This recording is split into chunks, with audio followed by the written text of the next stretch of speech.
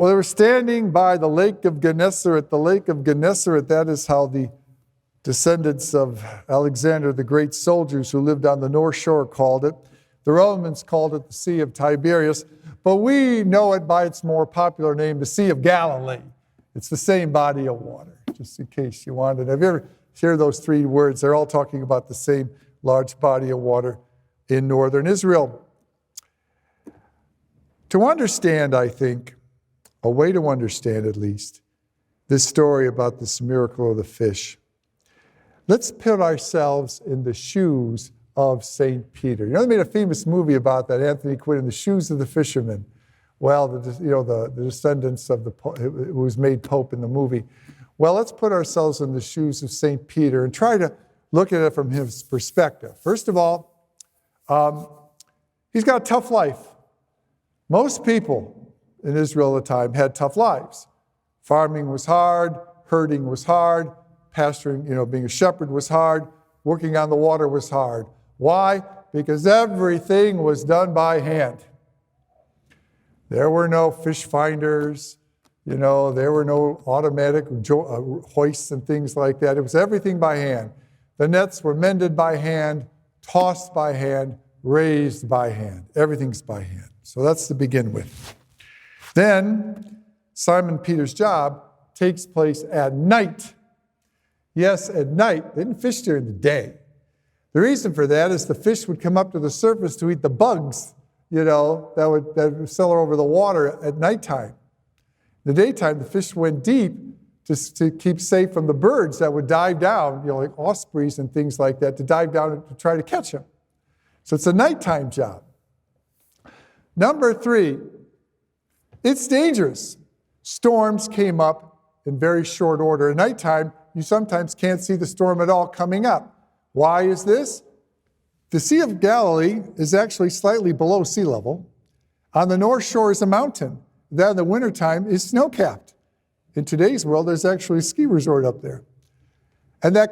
So the Sea of Galilee has palm trees and bamboo. It's tropical all year long. This cold air would slam into the hot air periodically, and within 10 minutes, a small cloud can grow into a thunderstorm. I actually watched that happen the week I spent on the shore of the Sea of Galilee. I watched the cloud grow up within 10 minutes and have lightning, and as it moved over the water, kicked up a lot of waves and made it dangerous. So 3, it's a dangerous job. And finally, it's not a very rewarding job. There's no DNR stocking the lake. There are no fish catch limits. It's everyone for themselves for as much as they can get. Well, you know what happens to a fish stock when you have that going on? The fish stock gets depleted, doesn't it? So they could work hard all night long and come up with nothing. In fact, in Peter's day, a good catch would have been about 7 or 8 fish. That would have been a good catch. That's how tough it was. Man's got calluses all over his hands. It's a tough life to be Simon the fisherman. So he's fixing the nets. This is probably the morning. They've come back. And who should arrive on the shore but this preacher from Nazareth? And he comes down, and the crowd's gathering around him, and he's preaching to the crowds. I can imagine Simon sitting there saying, well, he's saying a lot of nice things. And then the preacher, Jesus, asks Simon, do you mind if I stand in your boat a few feet away from shore? The crowd's getting real big, they're getting real close, and a little space would help me to project my voice and everyone could hear me better. Simon says, sure. He's going to be kind. And they get there, and Simon's probably enjoying what Jesus is having to say. And then Jesus says something that I really, really believe ticked Simon off. I really do, because it's how you say what Simon said. He says, put out into deep water and lower your nets for a catch. Simon knows this preacher is no fisherman. What does he know about fishing? If he knew anything about fishing in this lake, you know you don't fish during the day. These are all hand nets, and we can't get low enough this time of day to where the fish are going to be. And if we did, who's going to haul it up? So he looks at him, and it says how he says it. He says, Master, we've worked hard all night and have caught nothing. But at your command, I will lower the nets. Simon's thinking, okay, preacher man, you said a lot of nice things here, but you don't know squat about fishing. I'll do what you say to do, because when we pull up those empty nets, all those people that you've been preaching in front of are going to see that you may know a lot about the scriptures, but you don't know squat about fish. I'm absolutely convinced that is going on in his mind. Because he doesn't know who Jesus is at this time. He does what Jesus has said, intending to show Jesus up. Drops the nets, and lo and behold, the great miracle occurs. The nets are loaded with fish. A catch that Peter probably never dreamed he would ever get. So much so it filled his boat and his partner's boat. What a miracle. What an astounding thing to happen.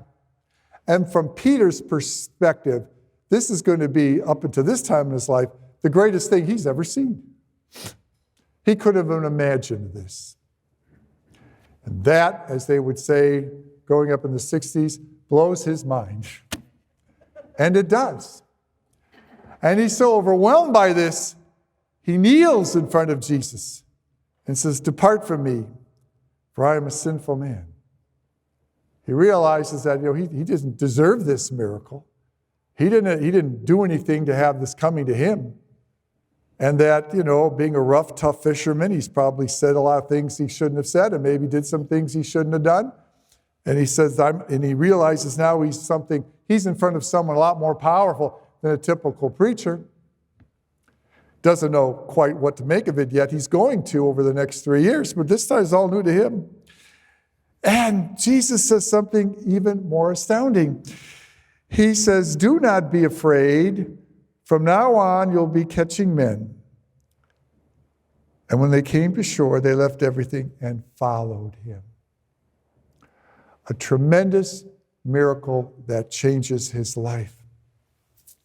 But I've always said that miracles have two levels. One level is, of course, the miracle that's happening to the person here, namely to Peter and James and John and Andrew.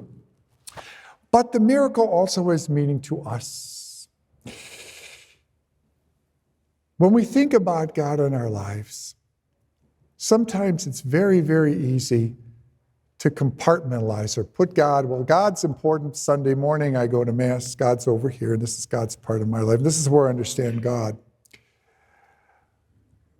But the miracle invites us to think about God in all the other parts of our lives as well, where we normally don't think about God. And this invitation to express our faith to others in our actions and in our words, not just when we have the time to do it here at Mass, and I'm grateful you're all here, believe me, but that other times with family or friends or at work or someplace, that a kind word, a generous gesture, a moment of compassion shows that in the other areas of our life, the other compartments of our life, God's there as well.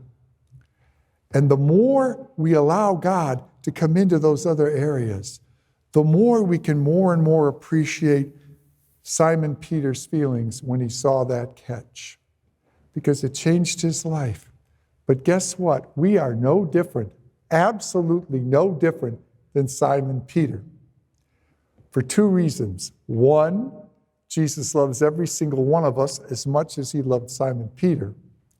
And number two, he is willing to astound us and change our lives in the very same way if we are able to open up our lives and let him.